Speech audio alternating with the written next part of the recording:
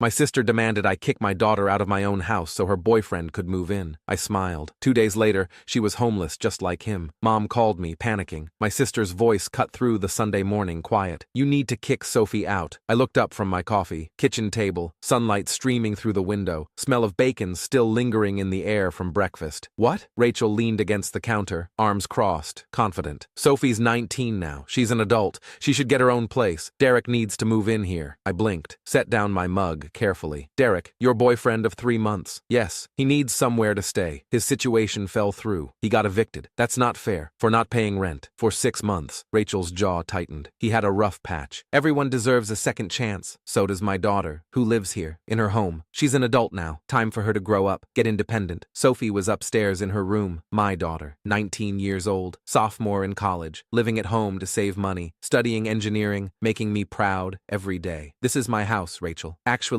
she smiled, cold, calculated. It's Mom's house, and I already talked to her. She agrees with me. Sophie needs to move out. My blood went cold. Everything stopped. The house was in Mom's name, legally hers. She'd bought it 20 years ago when she and Dad were still together. Let me move in after my divorce 7 years ago when I had nothing. Paid the mortgage while I got back on my feet. I'd been paying her rent ever since. 15 years total. But the deed was still in her name. I'd never questioned it. Mom said you'd kick out Sophie, her granddaughter. She said family helps family. Derek is practically family now. We're serious, and he needs help. I gripped my coffee mug, knuckles white. He's homeless because he's irresponsible. He's 34 years old and works part-time at a gas station. Her face flushed red. You're so judgmental, so high and mighty. This is exactly why Mark left you. This is why you're divorced. I felt it, that familiar sting, the carefully aimed words designed to hurt, to make me feel small. I stayed quiet, breathed, counted to 5. Fine, I said, voice calm. Let me talk to Mom first. Rachel smiled, victory already in her eyes. She's expecting your call. I called Mom that afternoon, 3 o'clock. Sophie was at her study group. Hi, sweetie. Did you tell Rachel I'd kick out Sophie for her boyfriend? Long pause. Well, Rachel did mention that Derek needs help, and Sophie is an adult now. She should be independent. I'm paying you $1,800 a month to live here. I know, honey, but Rachel's really struggling right now. Derek's a nice boy.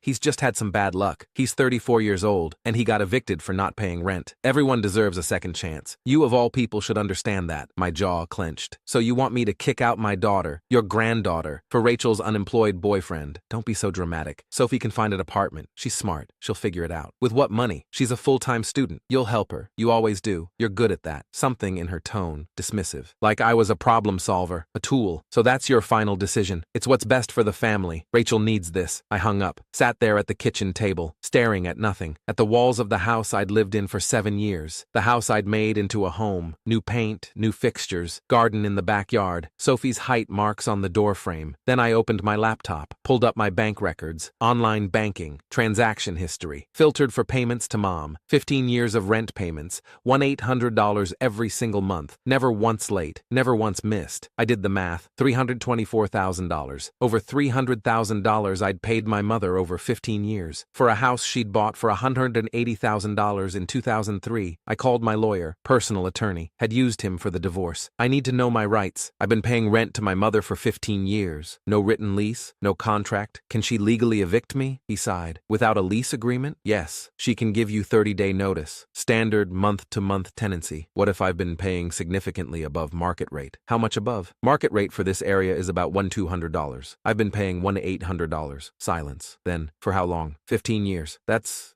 interesting. You might have a case for equity interest in the property, especially if you've made improvements. I renovated the entire kitchen, replaced the roof 3 years ago, new HVAC system, new flooring, all out of my own pocket. Do you have receipts? Documentation? Every single one. I keep everything. Send them to me. Right now. All of them. I did. Spent 2 hours scanning and emailing. $87,000 in improvements. All documented. All paid by me. That night, I told Sophie nothing. Just hugged her extra tight before bed. Told her I loved her. That she was safe. That this was her home. Rachel called the next morning. Smug. Satisfied. Mom's giving you 30 days. Official notice. Better start packing. Okay. Pause. That's it? Just okay? What else do you want me to say? I don't know. Maybe thank me for not making it sooner. Derek needs to move in ASAP. I smiled. She couldn't see it over the phone. Thank you, Rachel, for making this so clear. She laughed. You're welcome. Maybe this will teach you some humility. She hung up. Satisfied. Victorious. I called my lawyer back immediately. I found something, he said before I could speak. Something important. Your mother took out a second mortgage on the house 8 years ago. Did you know about this? No, she never mentioned it. She borrowed $95,000, used the house as collateral, and according to county records, the payments are behind,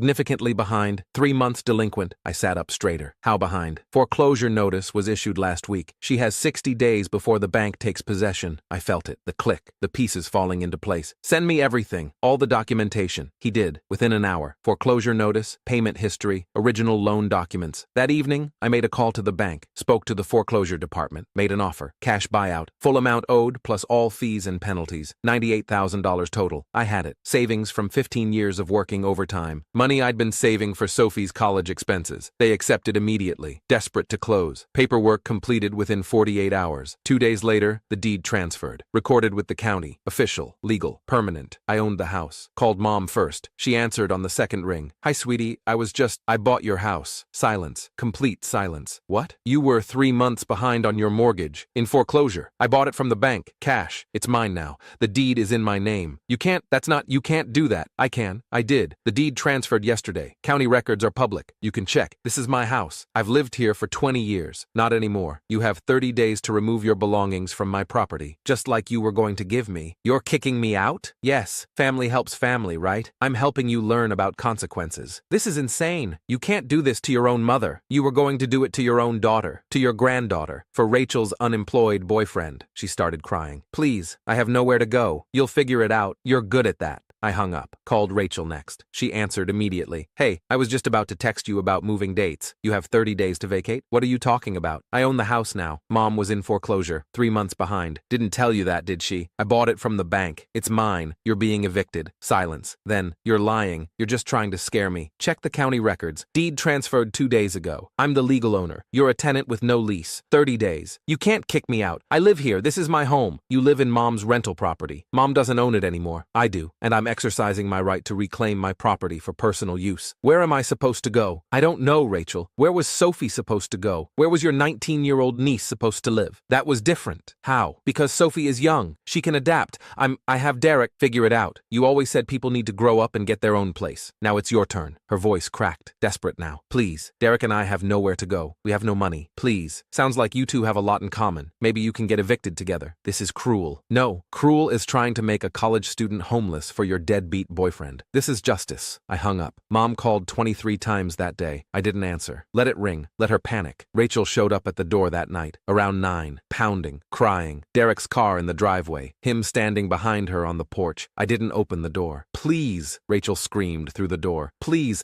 I'm sorry. I didn't mean it. I was wrong. Sophie came downstairs, hair wet from the shower. Mom, what's happening? It's okay, honey. Go back to your room. Is that Aunt Rachel crying? Yes. Why? Because she's learning a very important lesson. Rachel pounded harder. I have nowhere to go. Mom's kicked me out. Please, I'm your sister. I opened the door. Just a crack. Chains still on. Looked at her tear-stained face. At Derek standing awkwardly behind her. At the desperation in her eyes. Remember what you said about family helping family? She nodded desperately. Yes. Family helps family. You're right. Family does help family. That's why Sophie gets to stay in her home. Safe, secure, and you get to leave. But I'm your sister. We're blood. And Sophie is my daughter. My child. You wanted to make her homeless for your boyfriend of 3 months, a man you barely know. Now you get to experience exactly what that feels like. Please, I'll do anything. I'll apologize to Sophie.